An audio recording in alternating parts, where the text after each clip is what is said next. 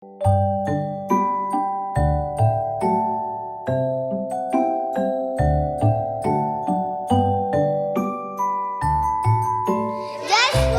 kids.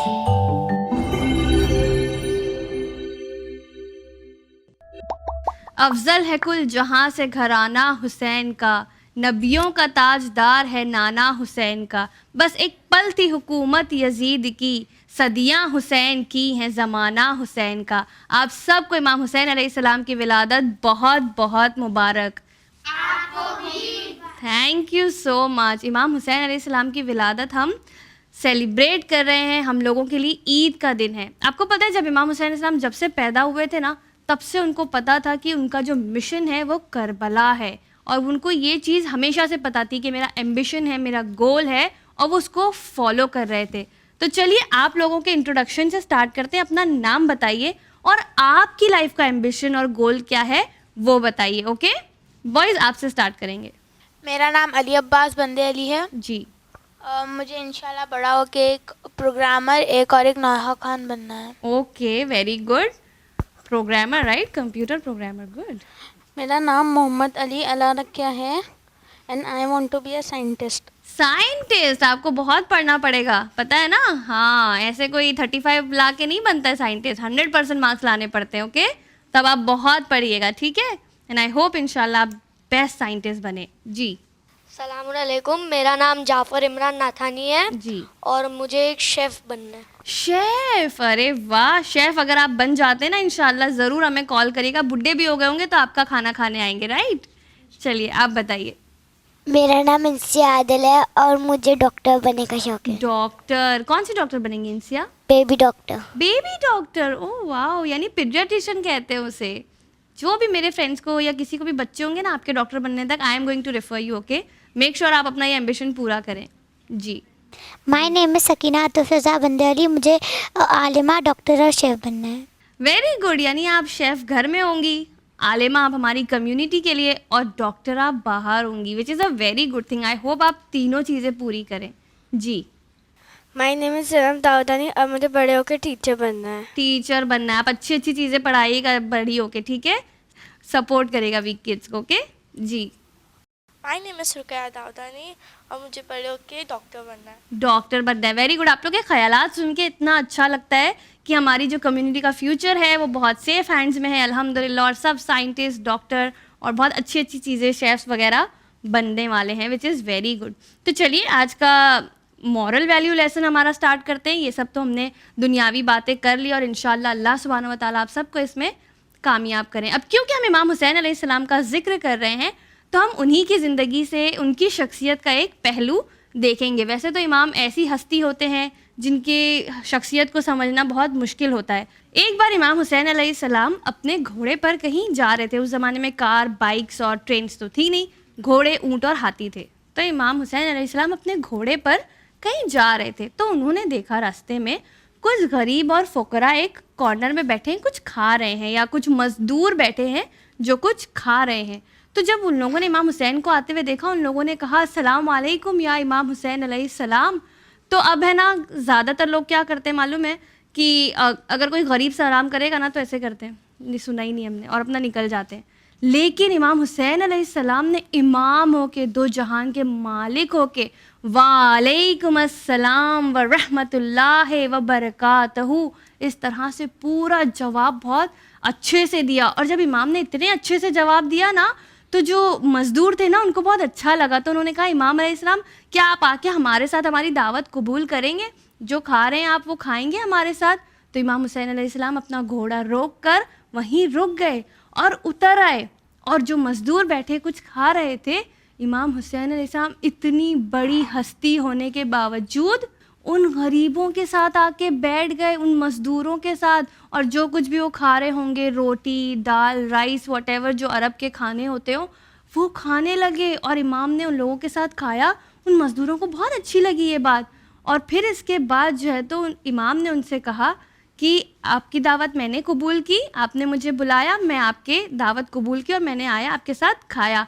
अब आपकी बारी है, मैं आपको दावत देता हूँ कि आप लोग मेरे दस्तरखान पर चलें और वहाँ चलकर कुछ खाए। पता है ना आप सबको, इमाम हसन और इमाम हुसैन का दस्तरखान था जो हर वक्त चालू रहता था, कोई भी आकर वहाँ पर खाना खा सकता था। तो फिर इमाम उन्हें वहाँ ले गए और बहुत बेहतरीन खाना खिलाया। लेकिन इस स्टोरी से हमारे लिए क्या सीख है जी?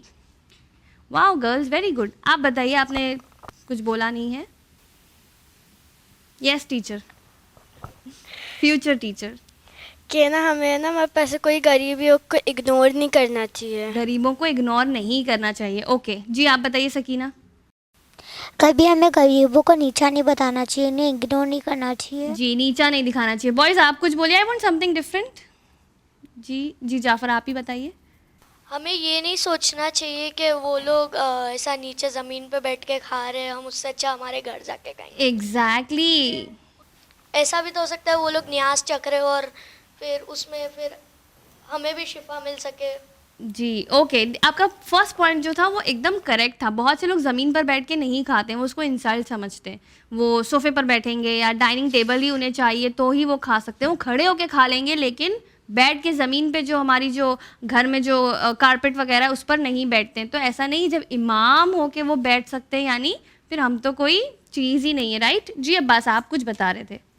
हमें रिच लोगों को यानी हमें गरीबों को रिच लोग से ज़्यादा प्रायोरिटी देना चाहिए, क्योंकि उनका कोई है नहीं और उन रिच लोग के पास तो सब माल है, पैसा है। Very good point Abbas, very very good point. बहुत से लोग ऐसा करते हैं, जो अमीर होते हैं ना, जाके उनके आगे अस्सलाम वालेकुम बहुत अच्छा सलाम करेंगे, अरे आप यहाँ बैठिए, आपको क्या चाहिए, क्या कर दूँ आपके लिए, उनके आगे पीछे रहते।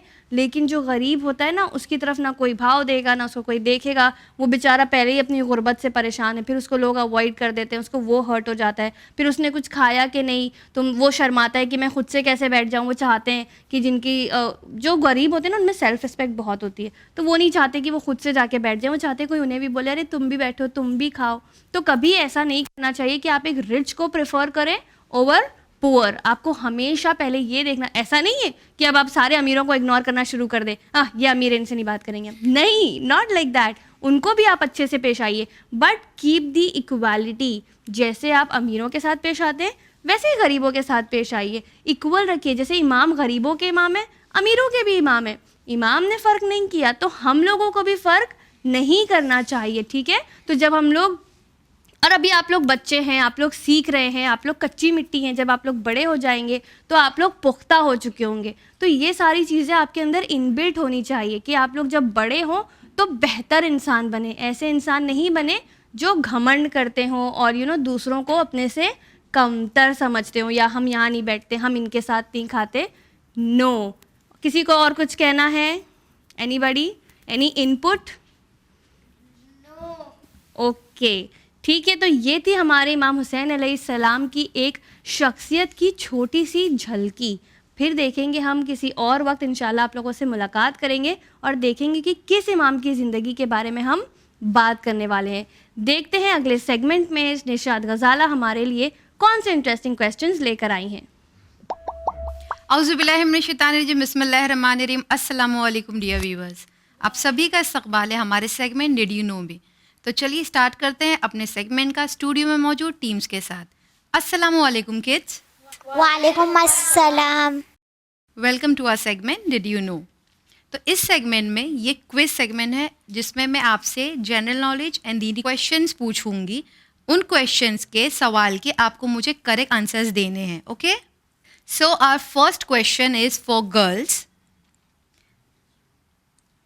ISRO, ISRO, Indian Space Research Organization, was formed in the year? 1969। Right, 1969.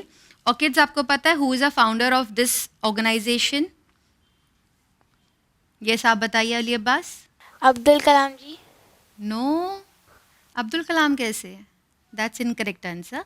Her answer was right, 1969.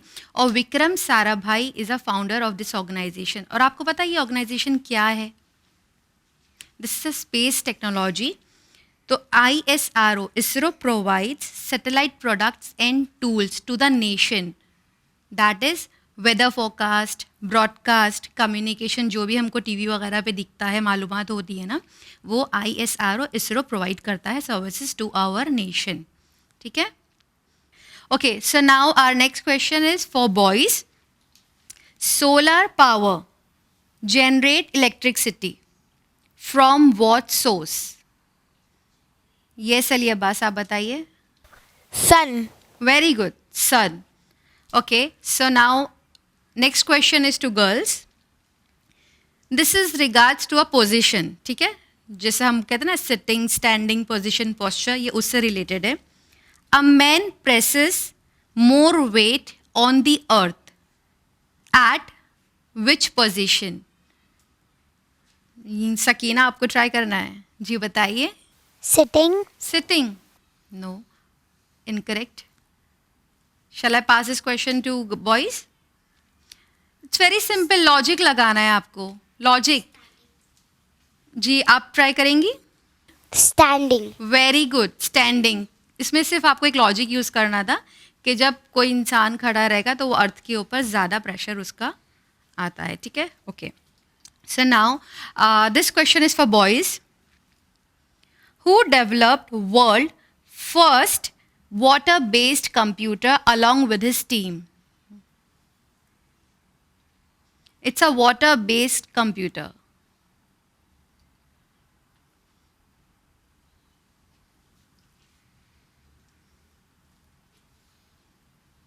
Any guess? Any hint?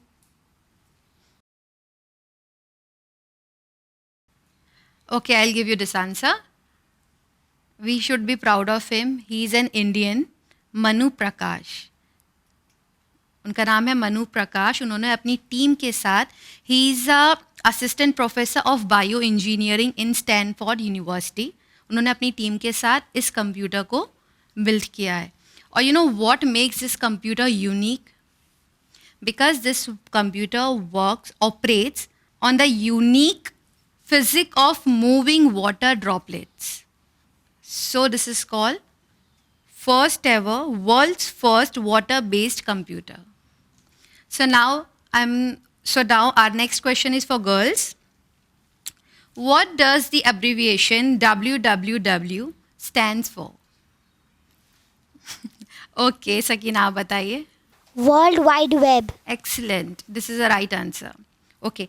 तो इसी के साथ हमने जनरल नॉलेज क्वेश्चंस का राउंड किया complete. And let's start with Islamic question and answers. Okay kids. So first question is for boys.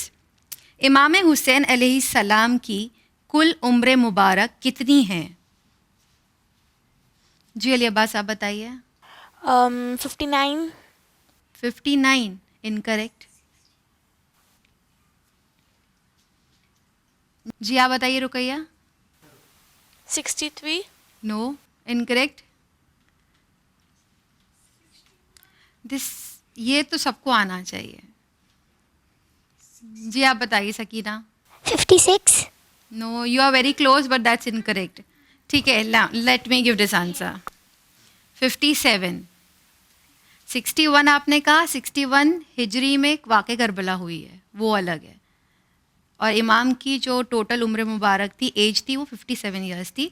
और मुझे कोई बता सकता है इमाम हुसैन अलैहिस्सलाम की विलादत बासादत हम कौन से दिन सेलिब्रेट करते हैं? जी जाफ़र, आप बताइए. 3rd Shaban. Very good. So now this question is for girls. इमाम हुसैन अलैहिस्सलाम के साथ मुबाहिला में कौन कौन गए थे? जी सकीना, आप बताइए. इमाम हसन अलैहिस्सलाम, प्रॉफिट मोहम्मद सल्लल्लाहु अलैहि वसल्लम, इमाम अली और बीवी Fatima Zahra सलामुल्लाहि अलैहा. Right, very good. Panjitan Pak. Now, boys, this question is for you all. दुआए अरफा इमाम हुसैन अलैहिस्सलाम ने कहाँ पढ़ी?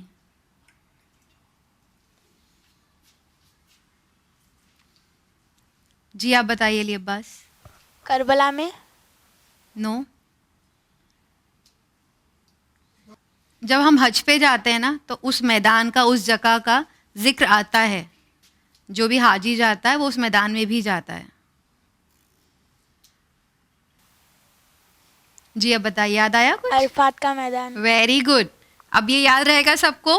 यस, कहाँ पढ़ी थी इमाम हुसैन अलैहिस्सलाम ने दुआ अरफा? अरफा के मैदान में। Very good. Okay, so now our next question is for girls.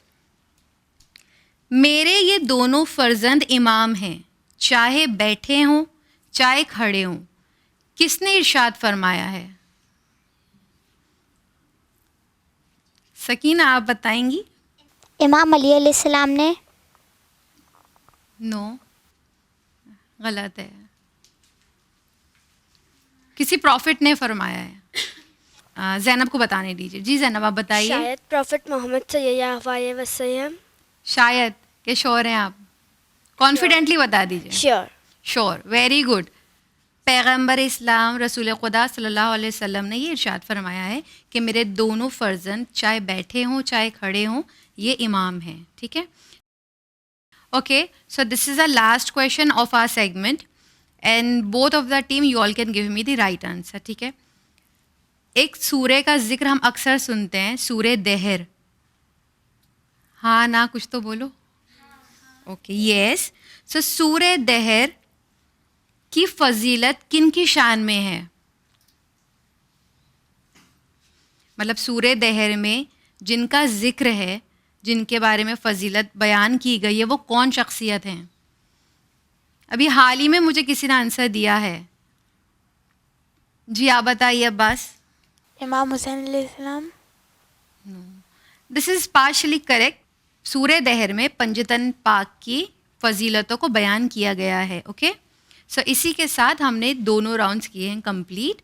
तो चलिए बढ़ते हैं अपने प्रोग्राम के आखिरी सेगमेंट की तरफ और देखते हैं नीलम क्या इन्फॉर्मेशन लेकर आई हैं।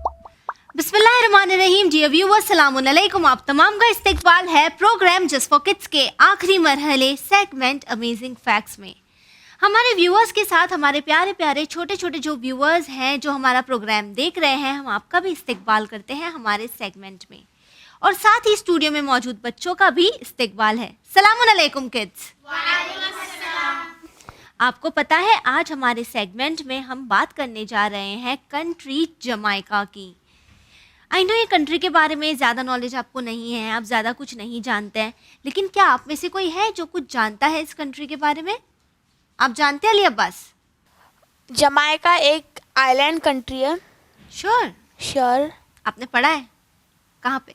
ज्योग्राफी। Very good. जमाइका एक आइलैंड कंट्री है। It is located in Caribbeans. इसके अलावा आप में से कोई जानता है कि यहाँ का कैपिटल क्या है, जहाँ पे सबसे ज़्यादा आबादी है? आप जानते हैं Jafar? Kingston. Very good. Kingston Jamaica का कैपिटल सिटी भी है, साथ ही साथ वो यहाँ की लार्जेस्ट सिटी भी है। आपको पता है हम अक्सर क्रिस्टोफर की स्टोरी सुनते हैं, क्रिस्टोफर कोलंबस की, कि किस तरह वो काफ़ी जगहों पर गया जिसकी वजह से काफ़ी जगह डिस्कवर हुई। उसी तरह Jamaica was claimed by Spain. और किस तरह क्लेम किया था स्पेन ने? जब क्रिस्टोफर जमाइका लैंड हुआ, जिसके बाद स्पेन वालों ने जमाइका को कैप्चर करने की, क्लेम करने की कोशिश की। इसके अलावा जिन चीज़ों के लिए जमाइका जाना जाता है, काफ़ी फेमस है, उसमें से एक है यहाँ की ब्लू माउंटेन रेंजेस। यानी यहाँ पे जो माउंटेन रेंजेस है, ब्लू माउंटेन रेंजेस, वो काफ़ी ज़्यादा फेमस है। और इस माउंटेन रेंजेस से जो कॉफ़ी मिलती है, ब्लू माउंटेन कॉफ़ी, वो भी काफ़ी ज़्यादा फेमस है। अब अगर हम बात करें यहाँ के लॉन्गेस्ट रिवर की, तो यहाँ का लॉन्गेस्ट रिवर है रियो मिन्हो। हाँ सकीना आप रिपीट कीजिए। रियो मिन्हो। रियो मिन्हो, वेरी गुड। और यहाँ का जो डंस फॉल है, ये दुनिया भर में काफ़ी ज़्यादा फेमस है और इसे जमाइका का लैंडमार्क भी कहा जाता है। Why it's called Jamaica? Why it's called Jamaica. आप में से और कोई भी है जो क्यूरियस है जानने के लिए कि why it's called Jamaica? Yes. Jamaica को अपना नाम नेटिव टाइनो वर्ड से मिला है, जो है हाइमाइका, जिसके मायने ये होते हैं, इसका मीनिंग ये है land of would and water and land of springs. जिस तरह अली अब्बास ने हमें सेगमेंट की स्टार्टिंग में ही बताया था कि Jamaica is an island country, यहाँ पे काफ़ी ज़्यादा बीचेस वगैरह भी होते हैं, और यही वजह है Jamaica is prone to damages caused by hurricanes. यानी यहाँ पे जो बहुत स्ट्रॉन्ग वाले तूफ़ान होते हैं ना वो बहुत ज़्यादा आते हैं, जिसकी वजह से जमाइका में काफ़ी नुकसान भी होता है। अच्छा, आप मुझे ये बताइए कि हम इंडिया में ड्राइव करते हैं तो which hand side we drive? India में when we drive, so we drive on which hand side? Right hand side. Right hand side, very good. अब जमाइका में ऑपोजिट होता है, तो क्या होता होगा? Left hand side. Very good Insiya, Jamaica में they drive left hand side. और जमाइका में जो करेंसी यूज़ होती है वो है जमाइकन डॉलर्स। हर साल तकरीबन 1 मिलियन टूरिस्ट जमाइका को विज़िट करते हैं। अच्छा, हर कंट्री कुछ ना कुछ एक्सपोर्ट वगैरह करती है, जिसके ज़रिए उनकी जो आमदनी है, नेशनल इनकम है, वो बढ़ती है। तो आपको क्या लगता है कि जमाइका क्या एक्सपोर्ट करती होगी? मैंने ब्लू माउंटेन्स में जिक्र भी किया था इस चीज़ का, बताइए Jafar. Coffee. Coffee, very good Jafar. Jamaica coffee, sugar और बनानास को एक्सपोर्ट करती है, जिसके ज़रिए इनकी जो नेशनल इनकम है वो और भी बढ़ती है। सो ये सारे फैक्ट्स जो हमने आपके साथ शेयर किए, ये आपको याद रहेंगे? व्यूअर्स, हम उम्मीद करते हैं कि घर बैठे बच्चों की भी नॉलेज में इजाफा हुआ होगा। अगर आप चाहते हैं कि आपके प्यारे बच्चे बने हमारे प्रोग्राम का हिस्सा, तो आप स्क्रीन पे दी गई डिटेल्स पर राब्ता कायम कर सकते हैं। इसी के साथ हमारी टीम को दीजिए इजाज़त, पर बने रहिए चैनल विन के साथ। शुक्रिया।